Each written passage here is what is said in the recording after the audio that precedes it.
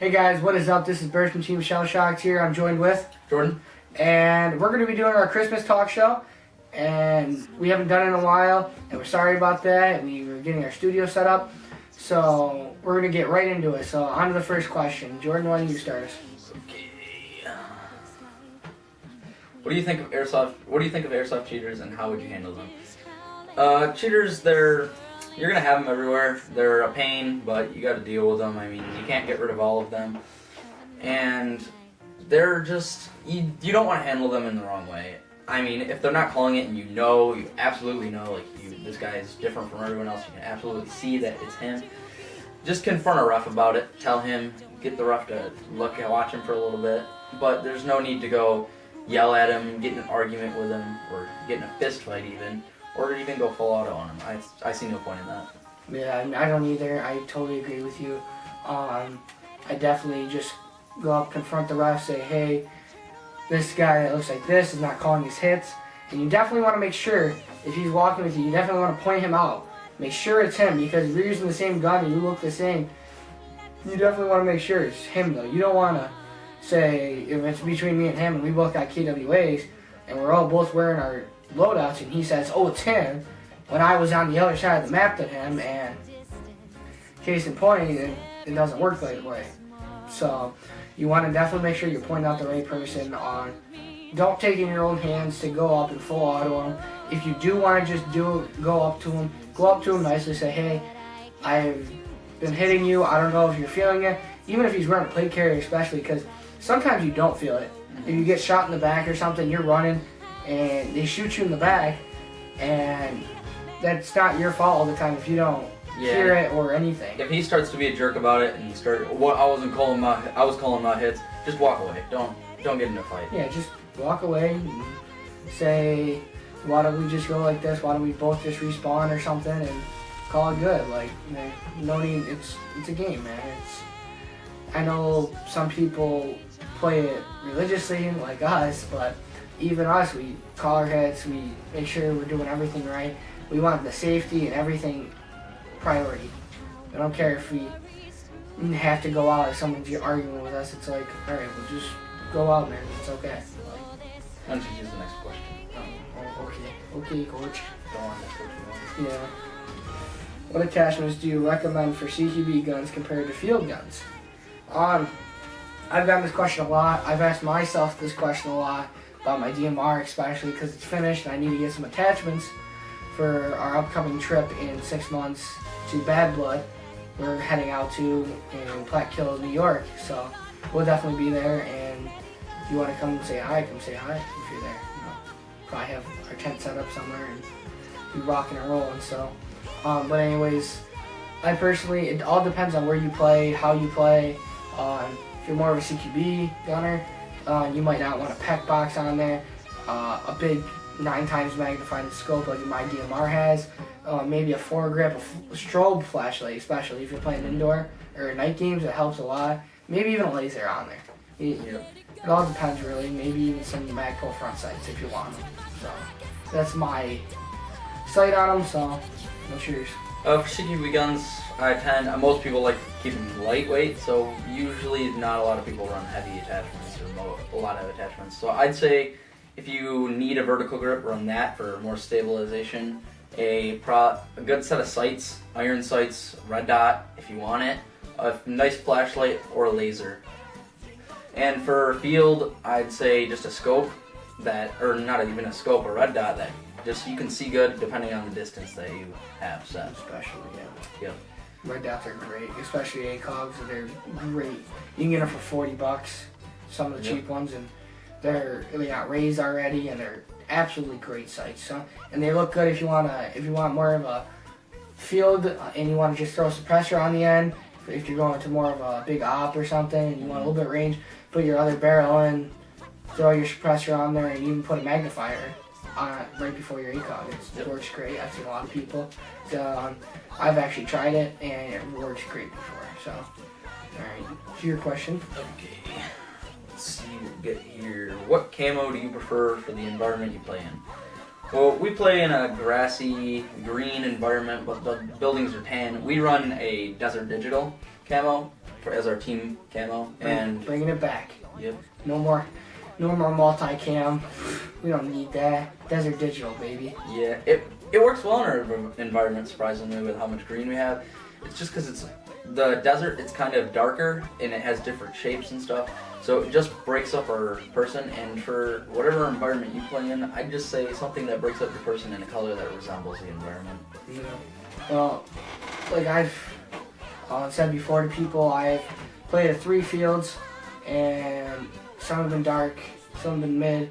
In River City, they're open and they're sunny, so even the tan, it helps you in some of the darker and more open areas, just because it breaks you up a little bit better. Like me personally, I run my tan plate gear, my tan pants, and either a gray or black shirt before we get ours made, and they're people walked right by me, and I just came up and gotten with the knife kill, so absolutely great. So, is it my turn? Yep. Yeah, I know. I picked it up. See? What does airsoft mean to you? Airsoft means to me is something to go out and do with family or friends, or go out and have competitions and on the weekends and have a great time. Really, I love the sport. We play it religiously, and we play everything right. We don't want to start anything with anybody or nothing. We're there to play, and we've done Father's Day camp out at River City Airsoft, and it was absolutely great. We all hung out, had a bonfire, tent camp there. It was one of the most fantastic things we did all summer, and you remember those things, and it's just awesome. And thinking, wow, I just shot my dad. You can't say that really, Yeah, I shot my uncle, my dad, and my cousin one day. Great day. But that's what I look forward to. Airsoft it's a sport, but it's also someplace you can make friendships. I've made some of my best friendships at Airsoft. We've met a lot of new people, a bunch of relationships. You can also bring your family out, of course. Friends and family, you can introduce other people to the sport. It's just a great place to socialize and also play a great game. Yeah, definitely. So, it's your turn. I'll pick up the next question. What are your views on HPA guns? They're great. I don't personally own one, but I have used Polar Star, and it's a great, reliable system that it's very customizable. You can change FPS, you can change rate of fire, anything. You can change trigger pull, but it's very customizable. It's very reliable. There's nothing really wrong with it. It's a great gun. It's really expensive though. That's the only problem I see with it. Well, that's another problem I see with it. That's why, personally, I love the gun. Great, if you're definitely looking for something quiet, that's the way to go. Like if you have a DMR build or something, even my DMR, it's AEG, and it's whisper quiet. I made it. Me and my buddy Pat made it, who was on the last live show, our tech. We slaved over it for a month and got it as quiet as we could, and it's how you really look at it, You might lose some trigger response like how I didn't mind, but you pick up the quietness. And with the HBA, especially if you HBA tap it, you have to put your mag back in, and then even put the bungee over it, it might help. Then you gotta unclip your hose, clip it onto the next mag, and clip it back into your lower receiver, into your gun. And in my eyes, it's kind of a hassle. But to be able to run a gas gun in the winter, it's kind of cool. They're definitely more realistic, and that kind of helps. Especially if you I really don't want to get an AEG.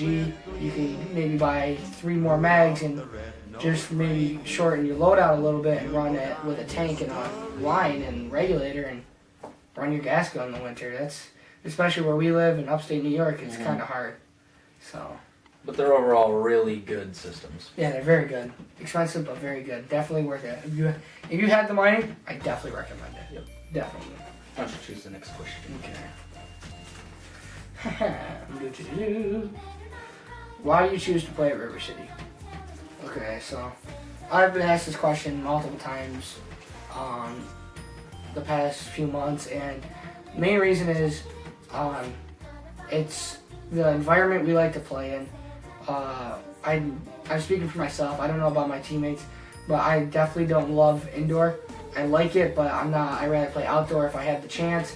I set my guns up for outdoor just because that's mainly where we play is River City, and we just had such good friendships there with the staff, the people that come there, and everyone really. And it's absolutely great. It's we played at Black Ops Airsoft our first time, and Airsoft Tactical and the River City versus Airsoft Tactical tournament, and I just didn't really like how Airsoft Tactical was set up in the urban environment they wanted to go for, and I really didn't like that feel. I like more building to building, but still areas of where you can shoot through, and there it's kind of a little tight, and at Black Ops it's very dark, it's kind of hard to distinguish teams, so that's a problem, but they run great ops there, and our team's going to head out for one of those this year, or this upcoming year, and it's going to be great. So definitely River City is our top choice when I speak for myself. Yeah, the reason, well, River City has a different engagement distances. It goes, you can go from CQB really close to long range engagements really fast. I love that. It helps to choose a mid-length gun that can be used in both environments. But he, of course, has a DMR, but he sits back anyways. It's okay. It's a CQB DMR, 330 FPS. Really? But about 300 feet, baby. It's a great field. The staff is amazing. They strive to please everyone that they can, and they're just great people at their great field, and that's why I choose to play there. It's my turn, isn't it? Okay. What's your favorite animal from Rapid Airsoft?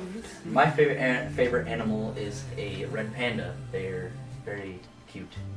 Look them up. You don't know what they are. With their eyes You go look it up. Mine is a baby elephant. They're cute. But not big elephants. Not big elephants, they scare me. Yeah. Like, Only babies. Why would you want to grow that big? You think you're big or something? Babies. Yeah, I'll show you where the ground is, bud. Like, They need to eat a salad. they just eat too much Twinkies and things like that. They really could cut back a little, but Yeah. definitely the smaller ones, they're not as vicious. So, alright, I think last question of the night here. That was a terrible drum roll. There you go. What's your favorite type of pistol? Now, I've tried multiple pistols. I've tried from the Glock series on the Glock replica of the ACP CO2 powered, on the 1911 from Elite Force. I've tried M9s, 1911 high kappas, and personally, if I'm going for more of a milsim gun, it's definitely Elite Force 1911 or the Timberwolf from Echo 1. The PPQ looks sweet. Yeah, the Elite Force PPQ. The limited edition one. Oh, they're beautiful. Wish I could get one. Yeah, $108. But you know, they're great guns, and usually if you're out there on the field, people usually will have an extra Glock mag or 1911 Elite Force mag because they're such, you know, they're out there. Well known. Yeah, And they're reliable. That's why everyone uses them. yeah, like my brother had an M9 and it just kind of crapped the bed because the nozzle went bad, and we just didn't bother to fix it because he wanted a different gun, so we went that route, and we personally like 1911s and Glocks more. So. Mm-hmm. I've tried all the guns he has tried. 1911, which I currently own, and Elite Force 1911. Great, reliable pistol. I have nothing against it. I would just prefer Glocks. I like the way they feel. The 1911 is definitely going to be my main milsim pistol, but because the CO2 reliability. Yes, and cold weather. Yep. But I just like the feel of Glocks better, personally.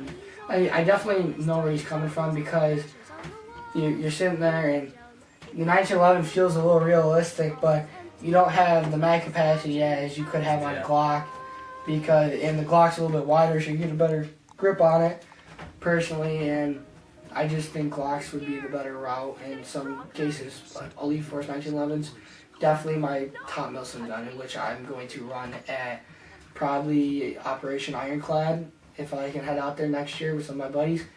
Definitely going to run that. Great, reliable gun. So, all right, guys. Well, the helmet's empty, and we are out of questions. So definitely leave a question, and we want to do this again next week, and we'll have another one for you. So like, comment, subscribe. More reviews to come, especially from some G&Gs, Elite Forces, everything from A to Z. KWAs. Maybe we'll do some die mask reviews, helmets. We got a couple. Yeah, we got a couple dies. Wonder where they are. Yeah, I don't know. I think we lost them. Yeah, probably. They're pretty ugly, so. No, I'm just kidding. I love dice. But not the white one, though. It's bad. Wow. But, alright, guys. We'll catch you later. Hope you have a wonderful Christmas and New Year's. And we're out.